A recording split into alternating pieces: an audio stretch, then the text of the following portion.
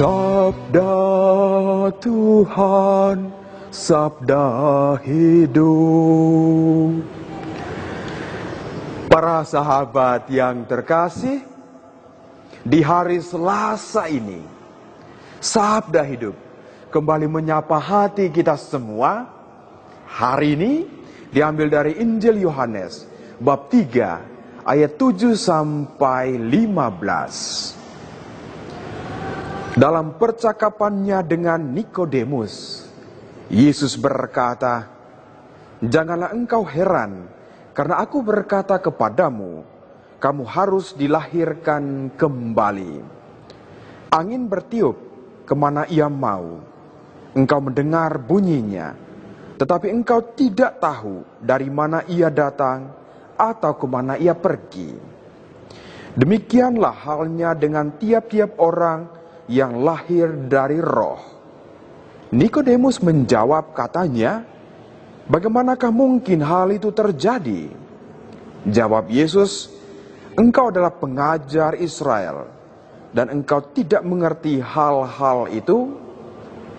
Aku berkata kepadamu, sesungguhnya kami berkata-kata tentang apa yang kami ketahui, dan kami bersaksi tentang apa yang kami lihat, tetapi kamu tidak menerima kesaksian kami. Kamu tidak percaya waktu aku berkata-kata dengan kamu tentang hal-hal duniawi. Bagaimana kamu akan percaya kalau aku berkata-kata dengan kamu tentang hal-hal surgawi? Tidak ada seorang pun yang telah naik ke surga selain Dia yang telah turun dari surga, yaitu Anak Manusia. Dan sama seperti Musa meninggikan ular di padang gurun, demikian juga Anak Manusia harus ditinggikan, supaya setiap orang yang percaya kepadanya beroleh hidup yang kekal."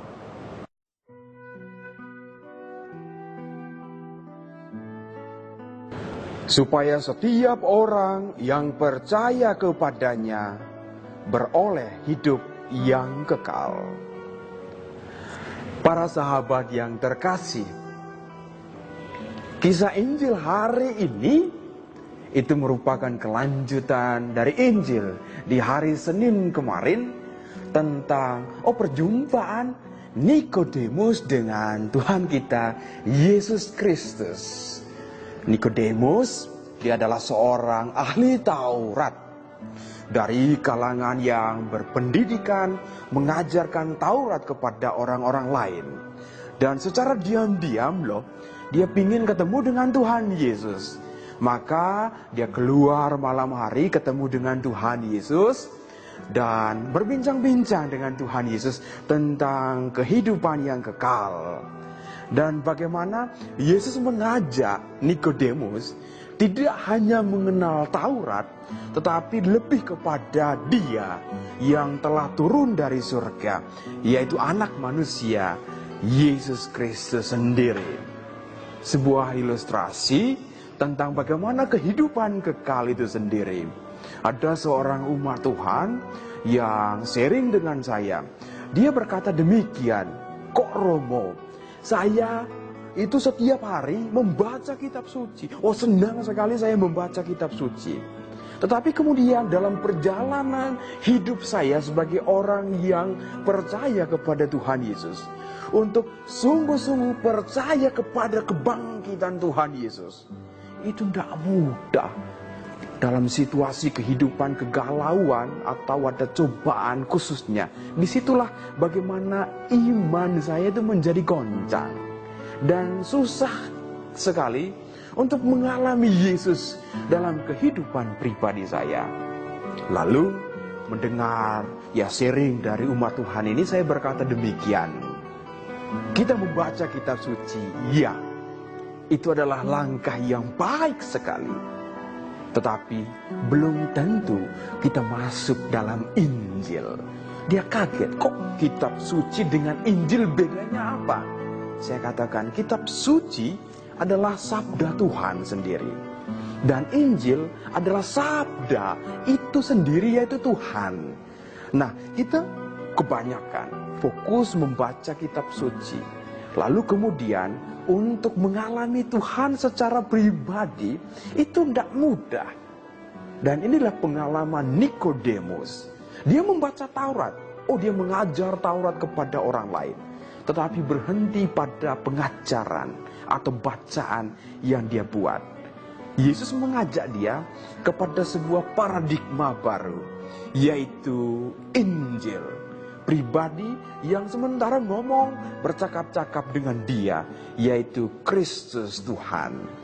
Dan inilah bagaimana Nikodemus, memang Injil tidak menulis kemudian apakah dia percaya beriman kepada Tuhan. Tetapi bagaimana Yesus sendiri membuka mata imannya untuk masuk lebih ke dalam lagi pada pribadi yang sudah bangkit, yaitu Kristus sendiri. Para sahabatku yang terkasih, kita dalam situasi tertentu kurang lebih sama seperti Nikodemus. Oh, membaca kitab suci sering sekali, tetapi mengalami Injil, yaitu Kristus yang sudah bangkit, itu adalah sebuah proses yang tidak mudah. Karena itu hari ini Yesus mengajak kita untuk mengenalnya secara lebih mendalam. Mengenal Tuhan tidak hanya pada kebangkitannya saja, tetapi mengenal Tuhan juga dalam penderitaannya, kematiannya. Inilah Paskah yang sesungguhnya. Dari peristiwa penderitaan, kematian, dan kebangkitan Tuhan, ini merupakan sebuah perjalanan. Karena itu kita tidak hanya berhenti pada bagaimana Yesus berkata, kamu harus dilahirkan kembali. Air dan roh. Air itu adalah firman Tuhan. Dan bagaimana roh yang menuntun, yaitu Kristus yang berjalan bersama-sama dengan kita. Inilah yang menjadi inti dari renungan hari ini. Mari para sahabatku yang terkasih, tetap berjalanlah. Kita tidak hanya berhenti pada kitab suci, tetapi masuklah pada Injil, yaitu Kristus sendiri. Kristus yang sudah bangkit, Kristus yang berjalan bersama-sama dalam sejarah hidup kita. Mari melangkahlah. Saya berdoa bagi para sahabat untuk sungguh-sungguh mengalami Yesus dalam perjalanan kehidupan kita, dalam suka duka hidup ini, dalam cobaan, dalam tangisan, dan tentunya dalam kegembiraan. Yesus berjalan bersama-sama dengan kita. Tuhan Yesus memberkati, Bunda Maria merestui. Amin.